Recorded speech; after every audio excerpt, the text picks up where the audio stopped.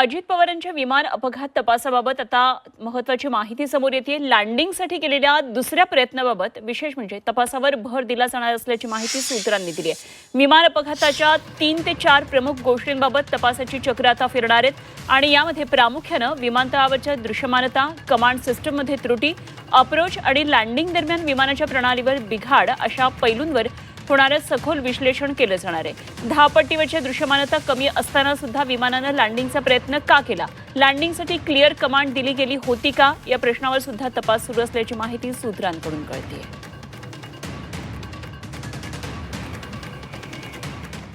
तर लँडिंगच्या दुसऱ्या प्रयत्नाच्या तपासावर विशेष भर देण्यात येणार आहे। कोणकोणत्या बाबींवर भर देण्यात येईल, तर कमी दृश्यमानता असताना लँडिंगचा हा प्रयत्न केला का, लँडिंगसाठी क्लिअर कमांड दिली होती का,